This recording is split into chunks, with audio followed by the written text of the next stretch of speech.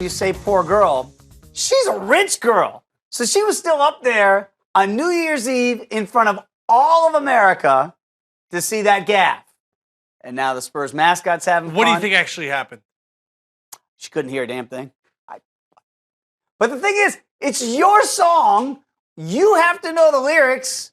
So Yeah, but she didn't know where she was in the song because the crowd was so loud. Take it till you make it. See, now, Mariah, you got to go. Just go. Red light, go. I'm not a huge Mariah Carey fan. Little known fact, the Beatles have sold the most #1 hits of all time. Yes. The Beatles have it. Who's number 2? Mariah Carey. Correct. A lot of people don't know that, all right? But Mariah Carey, why didn't they cut away?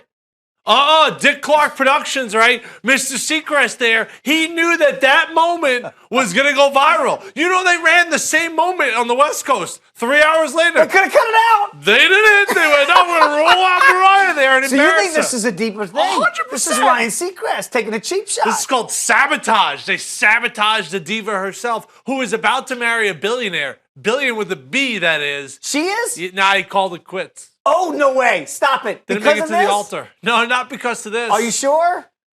Be a hell of a story if it was. Let's talk about Abby's dad for a second here. Jeff Hornacek, coach of the New York Knicks, told the media today that Kristaps Porzingis is doubtful for the Bucks game because of an Achilles injury. Here is the head coach on if he's starting to get concerned for his big fella. We just got done playing 3 games in 4 nights, so, you know, strain your Achilles or have it be sore doesn't heal overnight.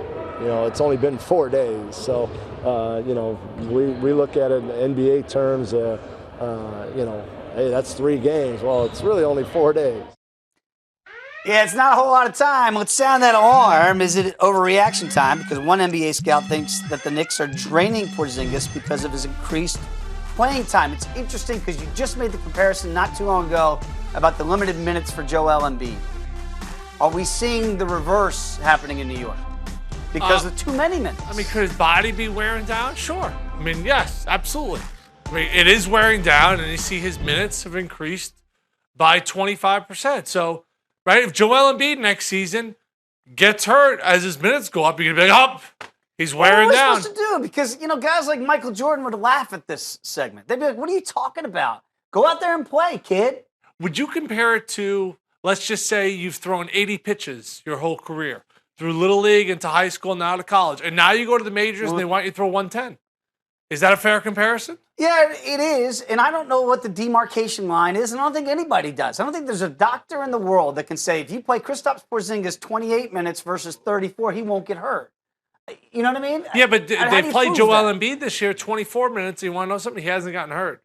Well, yeah, okay. So what are you supposed to do? I'm not sure. And think about it, Porzingis is playing stressful minutes. You know, Knicks are in a playoff chase. They're winning games. They're playing exciting basketball. For Jeff Hornacek, you know what he's trying to do? Keep a job. Yes. He's going to roll Porzingis out there, which I completely agree with him. I would do the same thing. Yes. But if he breaks down because his minutes, there's been that increase, don't be surprised. I remember where Jeff Hornacek, when he played in Utah, he played with 2 guys that never broke down. Karl Malone, stressful minutes. John Stockton, yeah, but those guys were minutes. grown men. I understand Those guys that. went to college. They were in their 20s. This guy's young. He's fragile. He's like a Bambi. He's a deer. He needs to be nurtured, loved, warm.